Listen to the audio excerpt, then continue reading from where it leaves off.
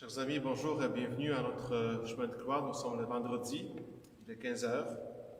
Donc, chaque vendredi à 15 heures, nous pensons au chemin de croix de Jésus. Justement, c'est ce temps de prière que nous vous proposons en cette belle journée du vendredi. Vous savez, depuis 20 siècles, l'Église se rassemble, l'Église se souvient.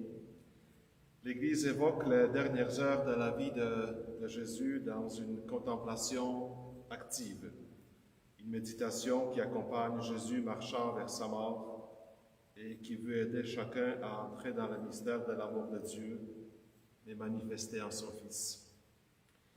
Pour épouser les sentiments de Jésus, le Christ, il faut avancer pas à pas, tels les pèlerins de Jérusalem.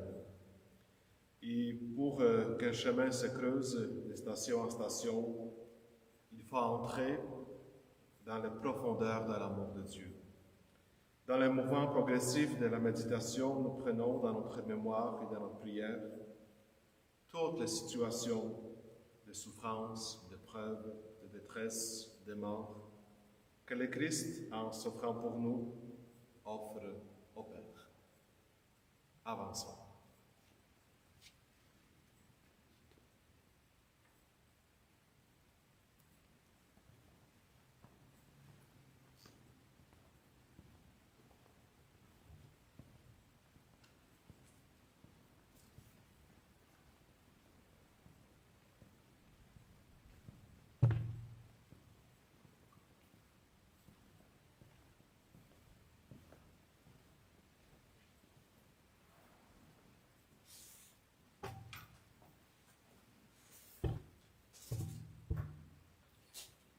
Nous allons d'abord commencer en faisant sur nous-mêmes le signe de la croix.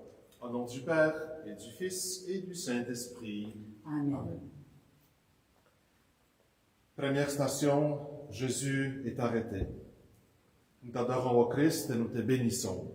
Parce que tu as racheté le monde par ta sainte croix. Jésus parlait encore lorsque Judas, l'un des 12, arriva avec une grande foule armée d'épées et de bâtons, envoyés par les chefs des prêtres et les anciens du peuple. Le traître leur avait donné un signe. Celui que j'embrasserai, c'est lui. Arrêtez-le. Aussitôt, s'approchant de Jésus, il lui dit « Salut, Rabbi !»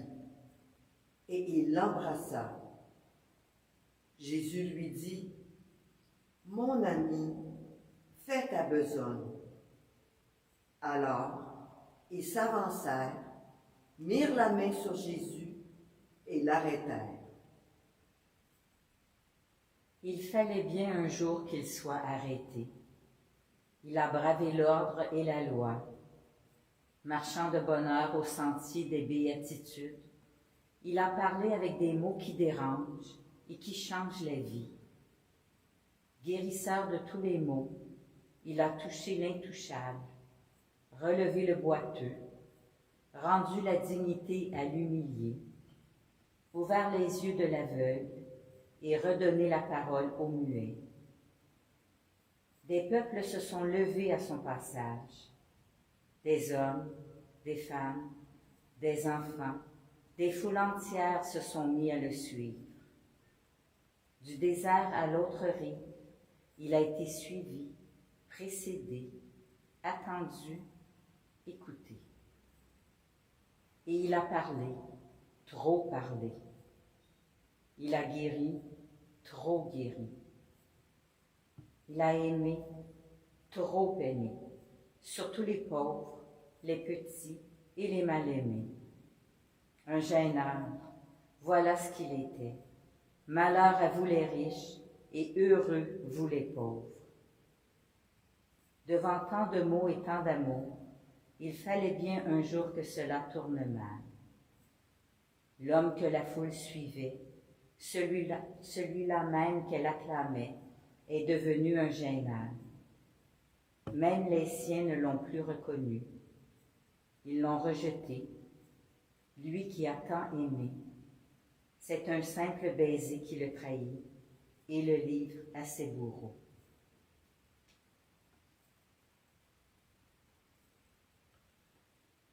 Dieu notre Père, Jésus ton Fils est rejeté par les siens.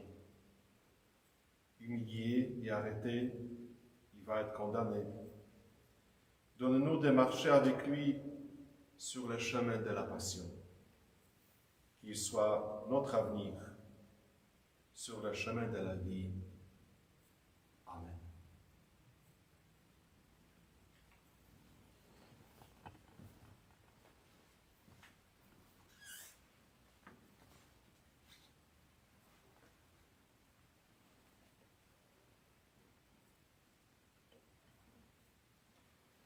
Deuxième station, Jésus est chargé de sa croix. Nous t'adorons au Christ et nous te bénissons. Parce que tu as racheté le monde par ta sainte croix.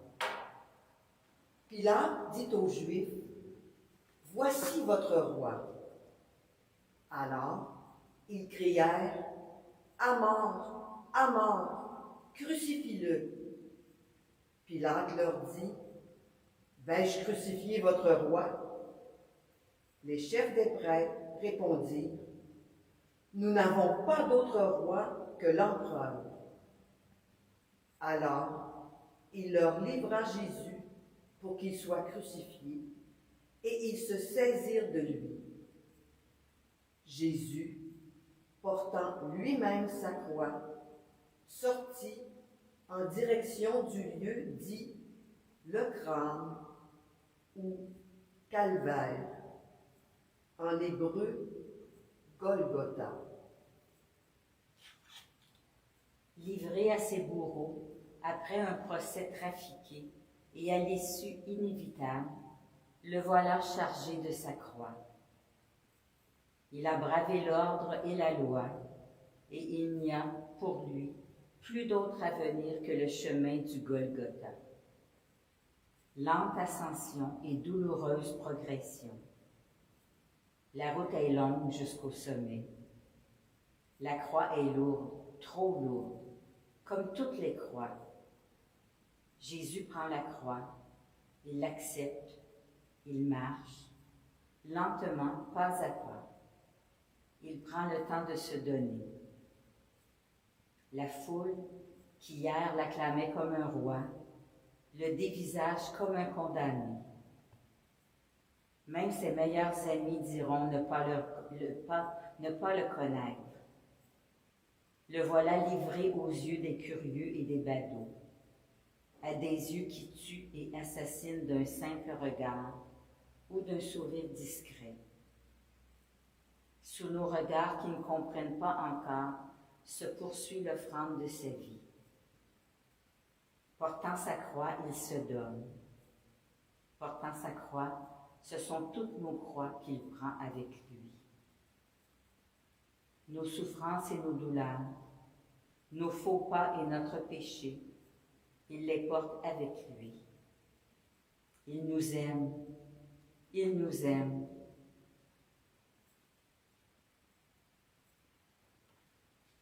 Dieu notre Père, la croix est posée sur le dos de ton Fils.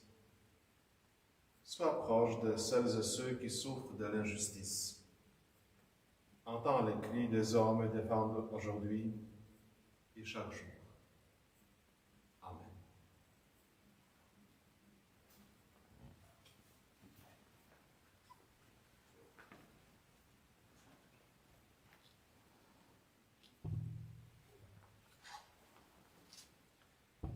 Troisième station, Jésus tombe sur le poids de la croix. Nous t'adorons au Christ et nous te bénissons. Parce que tu as racheté le monde par ta sainte croix. Le souffle en moi s'épuise, mon cœur au fond de moi s'épouvante. Je me souviens des jours d'autrefois. Je me redis toutes tes actions. Sur l'œuvre de tes mains, je médite. Je tends les mains vers toi.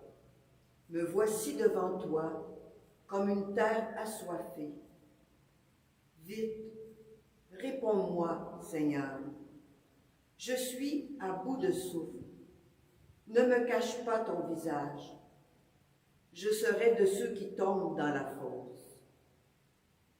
Rien n'est plus lourd qu'une croix, surtout lorsqu'elle vous tombe dessus à l'improviste, au détour d'un chemin, par un matin de printemps. C'est alors hiver et tempête, froideur, neige et brouillard qui s'abattent sur une vie. Et si petite soit-elle, la croix se fait lourde, trop lourde. Car toutes les croix sont toujours trop lourdes. Il a bravé l'ordre et la loi, sa parole et ses actes dérangés. Et voici le gêneur écrasé par le poids de sa croix. Tout est pour lui lourd, trop lourd. Abandon des siens, dérision, coups de fouet et couronne d'épines, en voilà trop. Son corps est épuisé, il n'est qu'une plaie béante qui a perdu tout visage humain. Tout est lourd, si lourd que Jésus, à bout de souffle, tombe sous le poids de la croix. Première chute et premier relèvement. Jésus est tombé, mais il se relève. Il lui faut aller jusqu'au bout de sa passion, jusqu'au bout de son amour pour les hommes, jusqu'au bout du don. Jésus le sait. Jésus se relève. Il poursuit le chemin vers le Golgotha.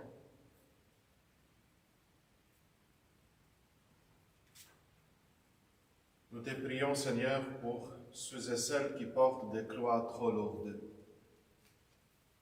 Prisonniers, malades, humiliés, rejetés, persécutés, abusés. Redonne confiance à celles et ceux qui n'ont plus le courage de l'avenir. Amen.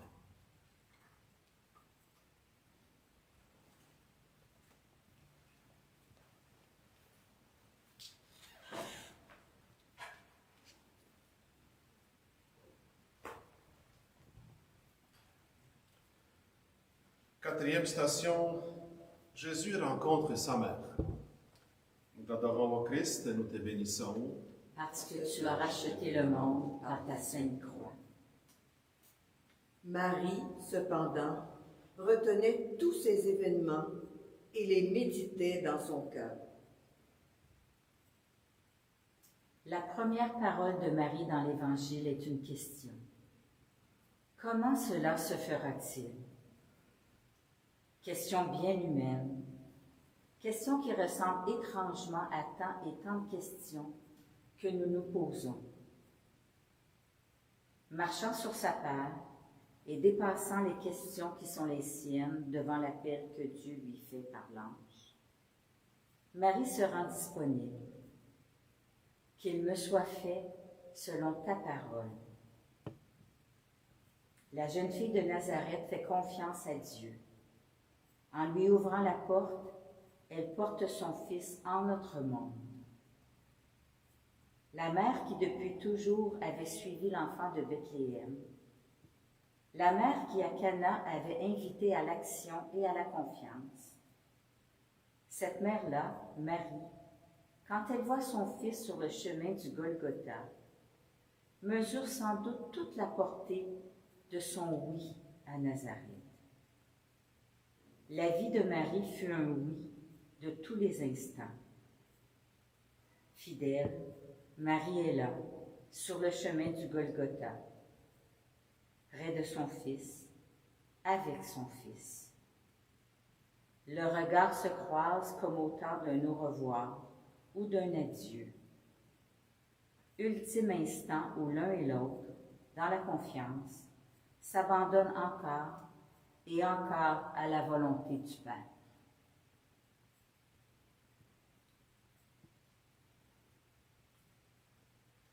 Avec Marie, nous te prions pour toutes les femmes et nous te confions toutes les mamans de la terre, et en particulier celles qui souffrent, celles qui sont abusées, victime de la violence. Que Marie, sur le chemin de ta passion, rappelle à ton Église sa place aux côtés des petits et des pauvres. Je vous salue Marie, pleine de grâce. Le Seigneur est avec vous. Vous êtes bénie entre toutes les femmes, et Jésus, le fruit de vos entrailles, est béni.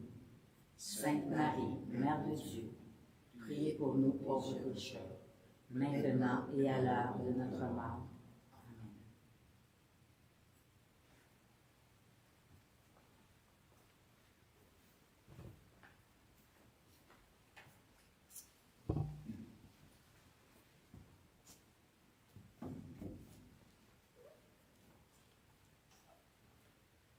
Cinquième station, Simon porte la croix de Jésus. Nous t'adorons au Christ et nous te bénissons. Parce que tu as racheté le monde par ta sainte croix. Quand ils se furent bien moqués de lui, ils lui ôtèrent le manteau rouge et lui remirent ses vêtements. Et ils réquisitionnent, pour porter la croix, un passant, Simon de Cyrène, le père d'Alexandre et de Rufus, qui revenait des champs. Pauvre Simon, qui son travail achevé, s'en revenait des champs et passait par là, sans doute par hasard, ou peut-être attiré, comme le sont les curieux, par le bruit et la foule. L'actualité brûlante de Jérusalem le touche de plein fouet. Lui, qui n'avait rien à voir avec tout ce qui se tramait sur les pentes du Golgotha, le voilà soudain frappé de plein fouet par l'actualité. Heureux Simon qui passait par là. Réquisitionné par les soldats, il porta la croix avec Jésus. Il lui faut renoncer à ce qu'il avait à faire dans l'instant présent. Il lui faut renoncer à lui-même pour porter la croix avec Jésus. Frappé de plein fouet par l'actualité, voilà Simon rejoint dans sa propre chair par la passion de Jésus. À deux, on peut toujours plus. À deux, on va toujours plus loin. Imperturbablement, la parole s'accomplit. Il nous faut porter les fardeaux les uns des autres. À travers Simon, nous sommes nous aussi présents sur le sentier du Calvaire. Dieu aura toujours besoin des hommes, même pour porter la croix.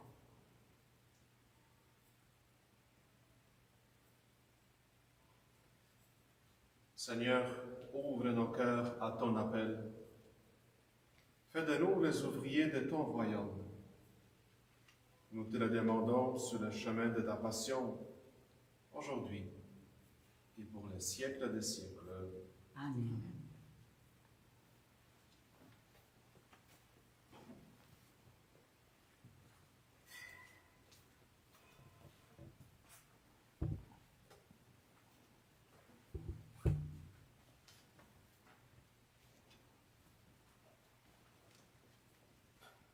Sixième station, Véronique essuie le visage de Jésus. Nous t'adorons au Christ et nous te bénissons. Parce que tu as racheté le monde par ta sainte croix. Il était méprisé, abandonné de tous, homme de douleur, familier de la souffrance, semblable aux lépreux dont on se détourne. Et nous l'avons méprisé, compté pour rien. Pourtant, c'était nos souffrances qu'il portait, nos douleurs dont il était chargé. Ne cherchez pas Véronique au long du récit de la Passion. Vous ne l'y trouverez pas. Les évangiles n'en parlent pas. Et pourtant son geste, nous le connaissons bien. Le geste de Véronique, sans doute légendaire, est entré dans la tradition du chemin de croix. Un geste simple et vrai, nous le savons, en dit bien plus long que tous les discours et les bavardages stériles. Le geste de Véronique dit combien il est toujours possible de redonner toute sa dignité à un visage bafoué.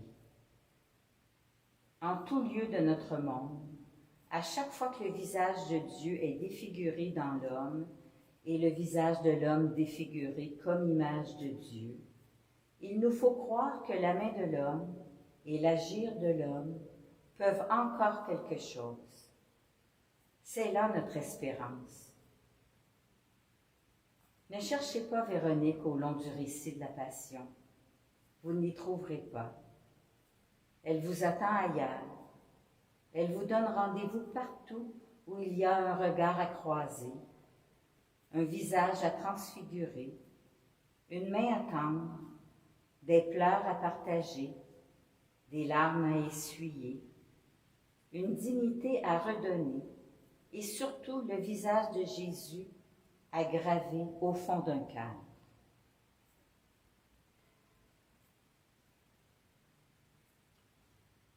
Seigneur, nous te prions pour le visage défiguré par la vie et pour les hommes et les femmes qui redonnent un visage humain à ceux et celles qui ont perdu toute dignité. Donne-nous de te reconnaître en nos frères et sœurs. Amen.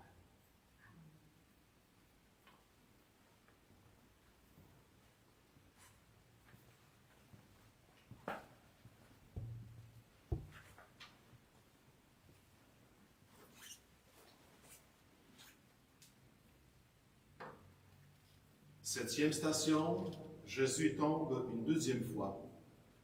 Nous t'adorons au Christ et nous te bénissons. Parce que tu as racheté le monde par ta sainte croix. Il a présenté, avec un grand cri et dans les larmes, sa prière et sa supplication à Dieu qui pouvait le sauver de la mort. Et, parce qu'il s'est soumis en tout, il a été exaucé. Bien qu'il soit le Fils, il a pourtant appris l'obéissance par les souffrances de sa passion. Accablé, prostré, à bout de force, Jésus tombe et retombe. L'homme se mêle à la poussière jusqu'à la mordre à pleines dents. Jésus tombe et retombe, épousant sous le poids de la croix toute la condition humaine dans ce qu'elle a de plus terrible. Combien d'hommes et de femmes ne cessent de tomber et de retomber? Quel prisonnier n'a pas un jour dit à son aumônier « Je sors, mais j'ai peur de retomber ». Quel pécheur n'a jamais désespéré de voir que son péché le faisait tomber et retomber? Jésus tombe et retombe. Brisé, écrasé, à bout de force, il tombe, mais il se relève. Et en se relevant, il nous relève avec lui, ramassant avec sa croix nos propres croix. Il a pris sur lui notre péché et le péché du monde. Toutes nos croix, il les a portées. Il a porté nos douleurs et nos souffrances, nos lâchetés et nos petitesses, nos solitudes et nos désespérances, nos fragilités et nos défaillances, notre incapacité à aimer. Jésus tombe, retombe, se lève et se relève.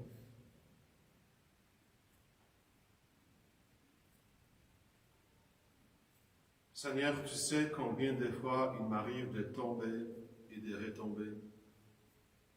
Tu sais mon désir de faire le bien et tu sais aussi le poids de mon péché.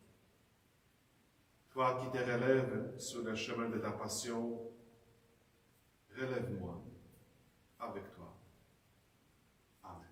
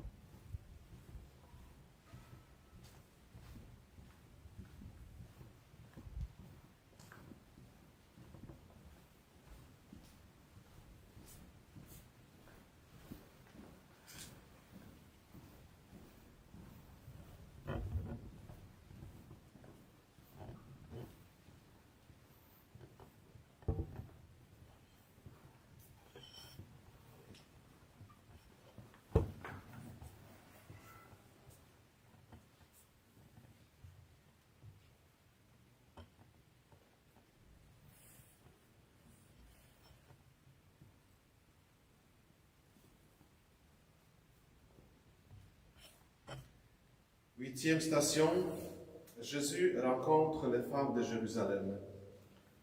Nous t'adorons au Christ et nous te bénissons. Parce que tu as racheté le monde par ta sainte croix. Le peuple, en grande foule, le suivait, ainsi que des femmes qui se frappaient la poitrine et se lamentaient sur Jésus. Il se retourna et leur dit, « Femmes de Jérusalem, ne pleurez pas sur moi, pleurez sur vous-mêmes et sur vos enfants. » Elles sont là, sur le bord du chemin qui monte au Golgotha. Elles sont là à verser leurs larmes, des larmes de femmes, des larmes qui ont du prix et surtout le goût du sel. La vie qui monte au calvaire ne peut plus perdre sa saveur. Elle est déjà donnée, tout entière. Jésus va jusqu'au terme de sa mission, jusqu'au sommet de l'amour et du don. Folie de la croix, amour de Dieu. L'heure est à pleurer oui, mais de la joie d'être à ce point aimé. À pleurer oui, mais pas sur celui qui se donne. Il nous faut pleurer sur nous-mêmes, sur nos vies et nos actes. Mais si l'heure est à pleurer, elle n'est pas à verser des larmes jusqu'à nous briser le cœur. L'heure est à se décider, et il y a urgence, toujours urgence à se décider pour le Christ. Changer de vie, se convertir, accepter d'être aimé par Dieu est toujours d'actualité. Le sommet du Golgotha se profile à l'horizon. Sommes-nous prêts à nous laisser aimer et sauver par Dieu?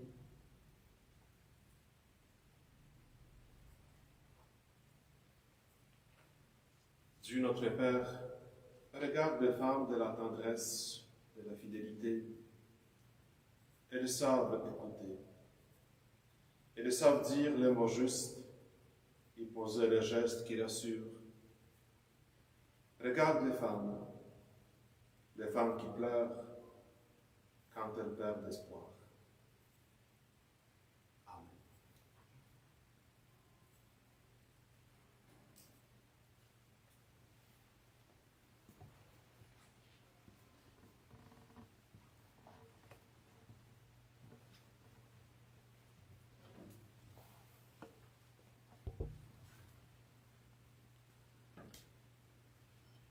Neuvième station, Jésus tombe pour la troisième fois. Nous t'adorons au Christ et nous te bénissons. Parce que tu as racheté le monde par ta sainte croix. Il se dépouilla lui-même en prenant la condition de serviteur. Devenu semblable aux hommes et reconnu comme un homme à son comportement, il s'est abaissé lui-même en devenant obéissant jusqu'à mourir, et à mourir sur une croix. Jésus tombe à terre, une fois encore, une fois de plus, une fois de trop. Comme si la croix se faisait plus lourde à chaque pas, à chaque instant. Jésus tombe et retombe. Étrange coïncidence avec ma propre vie, mes pas et mes faux pas. Sans cesse je tombe et je retombe au gré de mes lâchetés, qui s'installent à demeure, de mes fidélités et de mes promesses qui s'usent sans tenir, de toutes ces petitesses dont je finis fort bien par m'accommoder, verrouillant tous les possibles et l'avenir, et claquant la porte à l'espérance. Jésus tombe et il se relève. Son chemin de croix, sa passion nous révèle tout l'amour qu'il nous porte et combien du premier au dernier cri de toute vie humaine. Dieu est présent. Jésus tombe à terre, une fois encore, une fois de plus, une fois de trop. À mesure qu'il se rapproche du rocher du Calvaire, Jésus perd pied.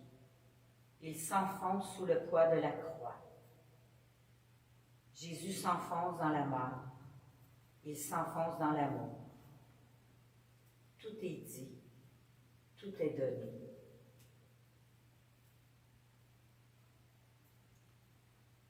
Père, ton Fils est encore à terre. Nous te confions nos chutes et celles de nos frères et sœurs. Apprends-nous à nous relever, à garder espoir, à comprendre que l'on ne tient debout qu'avec les autres. Fais de nous le témoin de ton amour. Amen.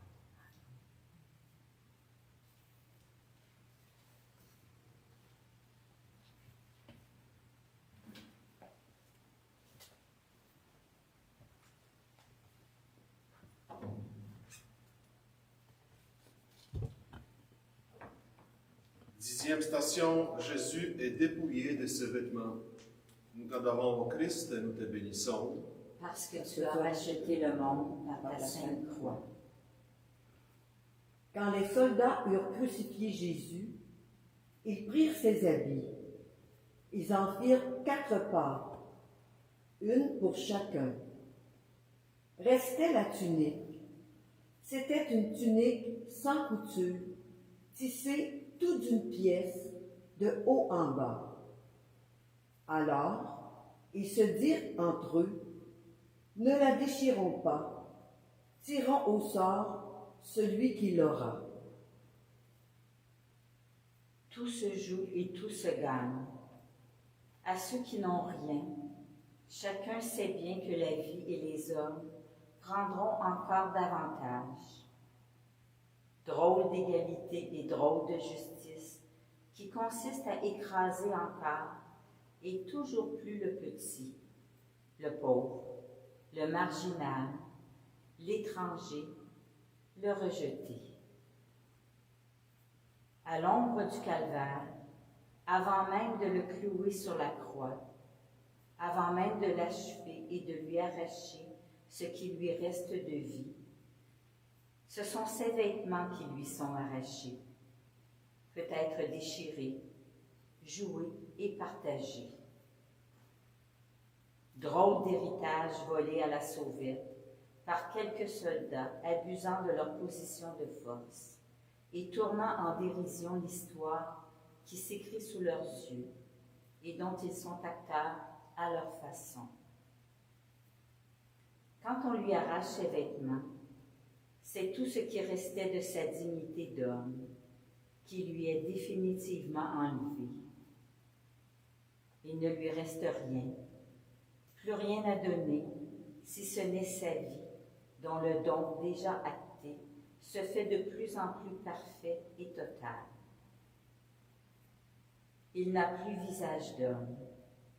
Ceux qui veulent sa perte le talonnent. Il faut que cela se termine. À mort, à mort, crucifiez-le.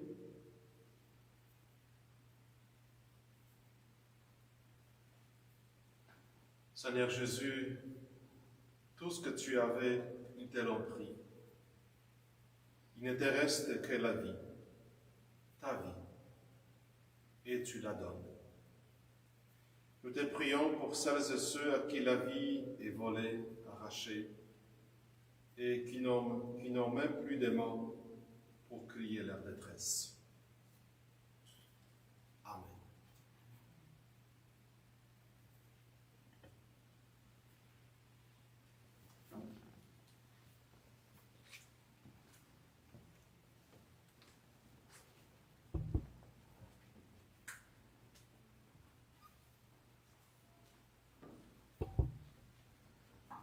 Onzième station, Jésus est cloué sur la croix. Nous t'adorons au Christ et nous te bénissons. Parce que tu as racheté le monde par ta sainte croix. On amenait encore avec Jésus 2 autres, des malfaiteurs, pour les exécuter. Lorsqu'on fut arrivé au lieu dit le crâne, ou calvaire, ont mis Jésus en croix avec les deux malfaiteurs, l'un à droite et l'autre à gauche. La terrible ascension, commencée au soir du Gethsémani, au baiser de Judas et au cri du « Voici l'homme », touche lentement à sa fin. Le sommet est atteint, sommet du Golgotha, certes, mais aussi sommet de l'horreur que tout ce qu'un homme peut faire à un autre homme. Désormais, au point où nous en sommes, il n'y a plus d'échappatoire à l'ultime étape.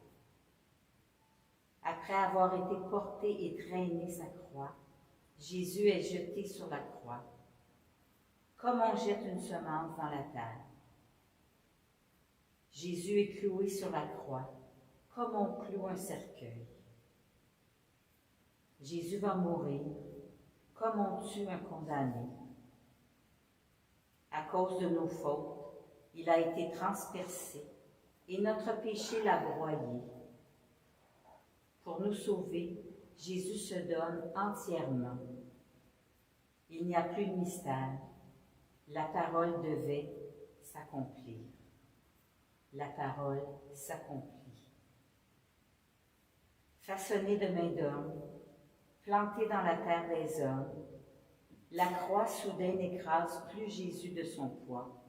Elle le porte, elle l'élève, elle l'offre, elle le présente au Père. Pour nous sauver, Jésus se donne simplement. Et la parole s'accomplit.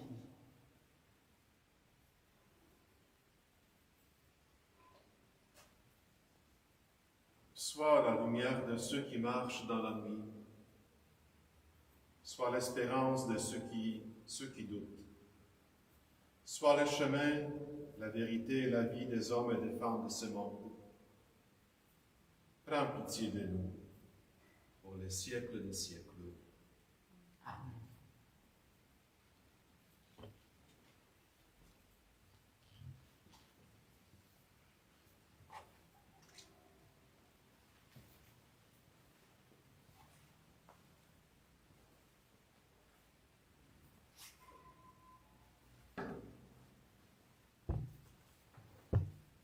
Douzième station, Jésus meurt sur la croix.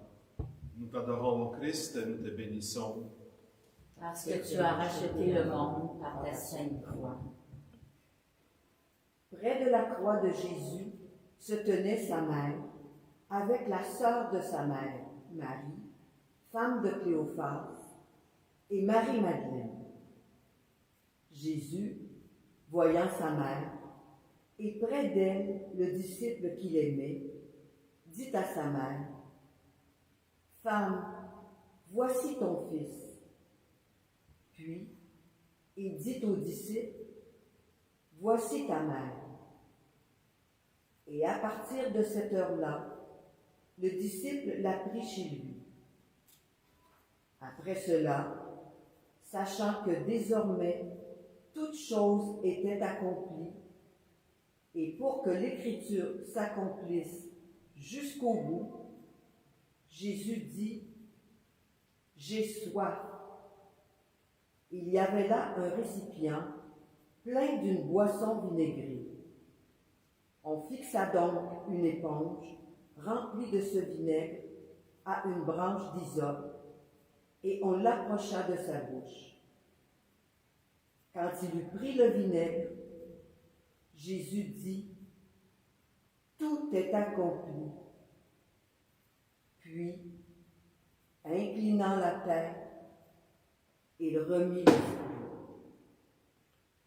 Je vous invite à vous mettre à genoux.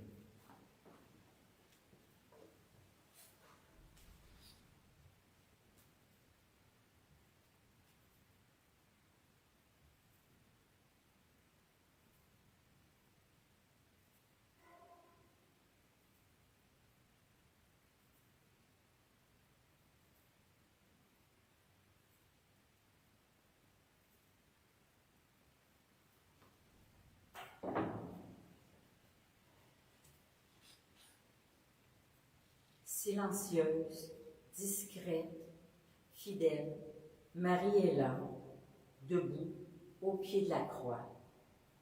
Elle n'est pas seule. Avec les autres femmes et le disciple bien-aimé, ils sont quelques-uns à honorer de leur fidélité et de leur présence celui dont ils ont tout reçu. Jésus, dans son agonie, reste présent aux uns et aux autres. L'ombre des ténèbres peut s'abattre sur la terre. Elle est déjà voilée par le crucifié lui-même, qui ouvre une brèche à l'avenir et à l'espérance, au pied de la croix.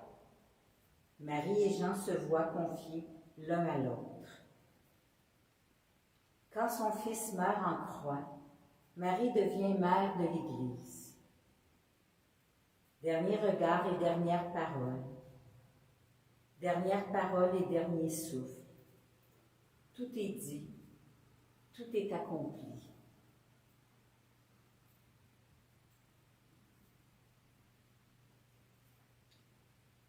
Seigneur, tout est dit. Tu es mort pour moi, pour mes frères et sœurs, pour le monde.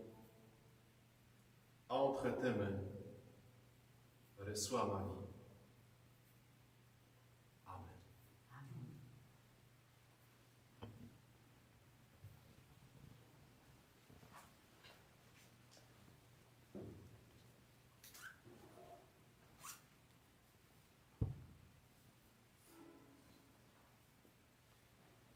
13e station, le corps de Jésus dans les bras de sa mère. Nous t'adorons, ô Christ, nous te bénissons. Parce que tu as racheté le monde par ta sainte croix. L'ange entra chez elle et dit, « Je te salue, comblée de grâce. Le Seigneur est avec toi. » À cette parole, elle fut toute bouleversée et elle se demandait ce que pouvait signifier cette salutation. L'ange lui dit alors, « Sois sans crainte, Marie, car tu as trouvé grâce auprès de Dieu.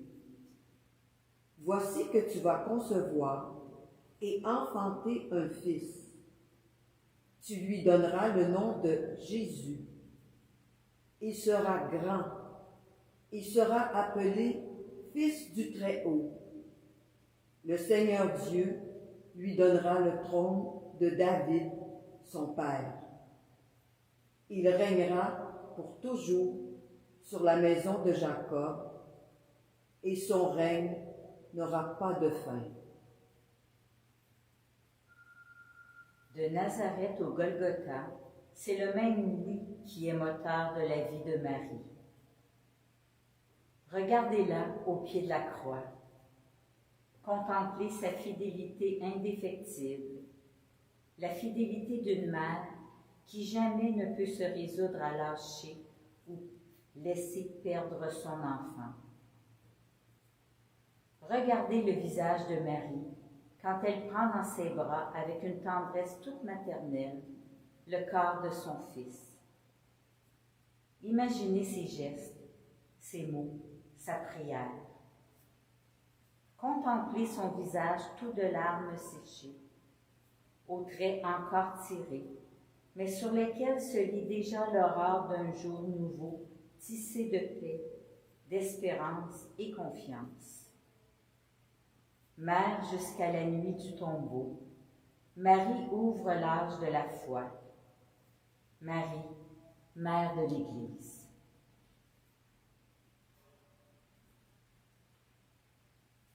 Seigneur, avec Marie, je te prie pour l'Église. Donne-lui d'être fidèle à ta parole et à l'écoute de celles et ceux qui cherchent un sens à la vie. Amen. Amen.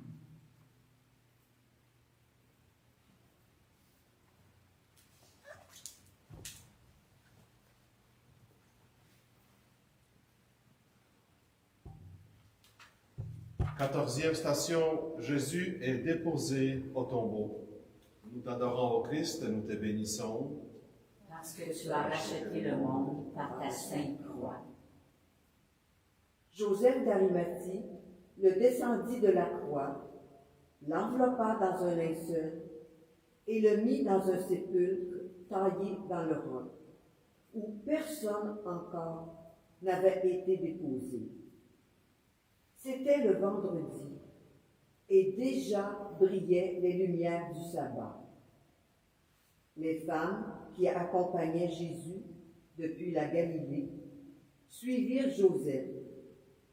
Elles regardèrent le tombeau pour voir comment le corps avait été placé. Puis, elles s'en retournèrent et préparèrent aromates et parfums. Et, durant le sabbat, elles observèrent le repos prescrit. Une mort de plus, un condamné en moins. Ce qui pour beaucoup était détente et spectacle est terminé. Il ne reste plus qu'à rentrer chez soi. L'heure est à rouler la pierre. Le dossier est clos. Le corps de Jésus est déposé au tombeau. Tout est fini. La vie et le sabbat reprennent le dessus. Une parenthèse se ferme. Une page se tourne. L'homme que tant de foules avaient suivi est mort. Mais sa mort sur la croix est signature de toute sa vie donnée. Tout au long de sa vie, il a touché les gens avec amour, posé des gestes simples, guéri les malades, embrassé les enfants. Sa mort nous rend encore plus libres. Il se donne pour que nous ayons la vie. Sa mort tourne nos regards vers le Père. Vraiment, cet homme était le Fils de Dieu.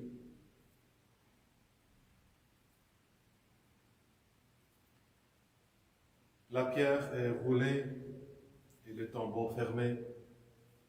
Rien ne sera plus comme avant. Te voilà, Seigneur, jeté en terre, comme les grains pour qu'un jour ils donnent du fruit. Bientôt, il fera jour. Amen.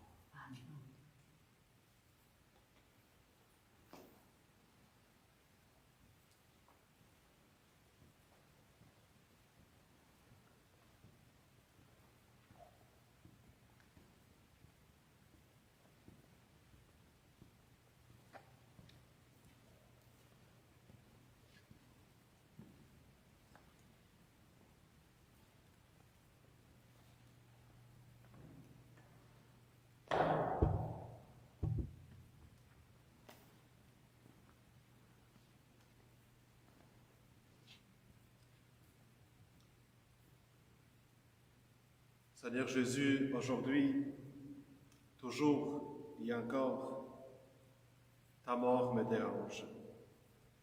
Ta mort me concerne. Au pied de la croix, c'est ma vie que tu m'appelles à regarder, à contempler. Au pied de la croix, c'est ma vie que tu m'appelles à donner. Instant de l'abandon à un autre. Instant du don au tout autre. Moment crucifiant où l'avenir, le présent et le passé ne s'écrivent plus qu'avec des mots de foi. Moment de vérité où tu m'appelles à dire avec toi, non plus ma volonté, Père, mais la tienne, que ta volonté soit faite. Donc nous allons terminer ce chemin de croix avec la prière des familles, la prière des baptisés, avec la prière du Notre Père. Notre Père, qui es aux cieux, que ton nom soit sanctifié, que ton règne vienne, que ta volonté soit faite sur la terre comme au ciel. Donne-nous aujourd'hui notre pain de ce jour. Pardonne-nous nos offenses, comme nous pardonnons aussi à ceux qui nous ont offensés. Et ne nous laisse pas entrer en tentation, mais délivre-nous du mal. Car c'est à toi qu'appartient le règne, la puissance et la gloire, pour les des siècles siècles des des siècles. Amen. Au nom du Père, et du Fils, et du Saint-Esprit. Amen. Merci à tous ceux et celles qui nous ont aidés à vivre ensemble ce chemin de croix. Merci beaucoup à Brigitte qui a porté la croix aujourd'hui, c'était notre porte-croix. Merci à tous ceux et celles qui nous ont suivis tout au long de ce chemin de croix. Nous étions une vingtaine de personnes qui nous ont suivis. Je sais comment vous trouvez ça difficile de ne pas pouvoir entrer dans nos églises, prier, célébrer, recevoir la communion. Je vous rappelle que nous nous retrouvons dimanche matin, pour la messe du 3e dimanche du Carême. Donc, dimanche prochain, la messe sera célébrée ici à l'église Saint-Pédis, la messe virtuelle. La messe aura lieu donc à 10h. Et après, entre 11h et 11h30, vous pouvez entrer dans l'église pour recevoir la communion. Merci encore beaucoup de votre prière, de votre présence et à la prochaine.